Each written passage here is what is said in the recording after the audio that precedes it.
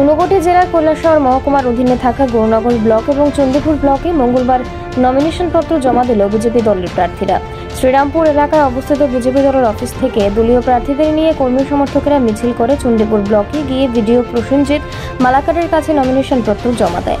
চণ্ডীপুর ব্লকে নমিনেশন পত্র জমা দেওয়ার সময়কালে উপস্থিত ছিলেন 52 চণ্ডীপুর বিধানসভা কেন্দ্রের বিধায়ক তথা রাজ্যের সমাজ কল্যাণ দপ্তরের মন্ত্রী টিঙ্কু রায়, বিজেপি নেতা বিমল কর, সন্দীপ দেবরায়, হিমাংশু দাস, অজয় দেব, বিনয় সিনহা সহ আর অন্যান্য অনেকেই।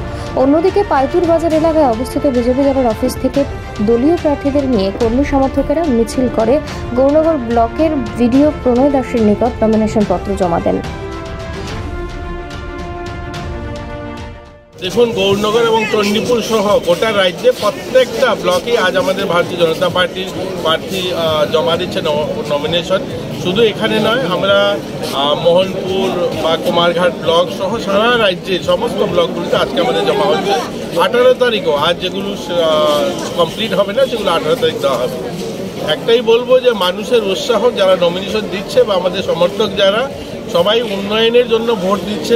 মূলত উন্নয়নের যে প্রথম যেটা ধাপ বলবো সেটা হচ্ছে পঞ্চায়েত দিয়েই মানুষের দরজা পর্যন্ত পৌঁছানো কাজ। তো মানুষ দেখেছে এর আগের 5 বছর মানুষের জন্য যেভাবে জীবনমান উন্নয়নের জন্য কাজ করেছে। এবারও আমরা প্রত্যাশা নিয়ে মানুষের দরজায় যাব ভোট চাইতে। আজ নমিনেশন হচ্ছে যে মানুষ যেন আবারও 5 বছরের জন্য আশীর্বাদ করেন, মানুষের সেবা করেন।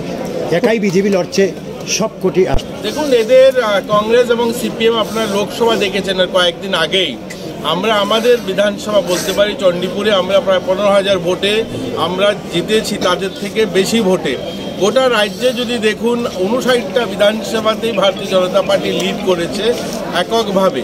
তো এত আজকের দিনে দাঁড়িয়ে ত্রিপুরাতে কংগ্রেস এবং সিপিএম, সারা দেশে যেমন এদের অস্তিত্ব নেই, এখানেও নেই।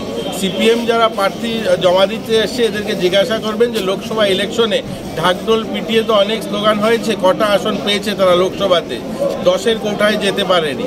এরকম কংগ্রেসও 100-র কোটায় যেতে পারেনি। গোটা দেশের যে দলটা মানে স্বাধীনতার আন্দোলনকারী দল, যে দলটা ভারতবর্ষের একসময় লম্বা সময় যারা শাসন করেছে, 15 বছর পরেও 100-র কোটা পারতে পারেনি। এখানে কংগ্রেস সিপিএম অ্যালায়েন্স করে এরা ভাবছে মানুষ ভোট দেবে। এবারও এদেরকে দেবে না মানুষ ভোট।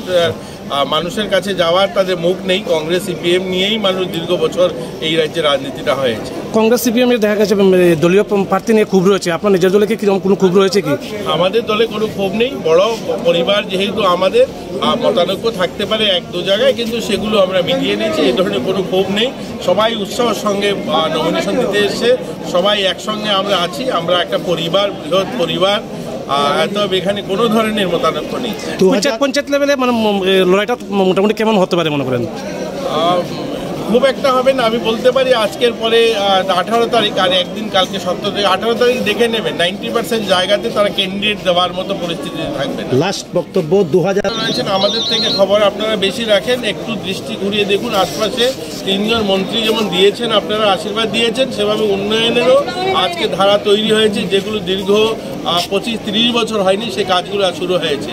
যে ডিএম অফিসটা ভেঙে যাচ্ছিল, সেই ডিএম অফিসটার কাজ ইতিমধ্যে শুরু হতে চলছে। যুব আবাসের কাজ শুরু হতে চলছে।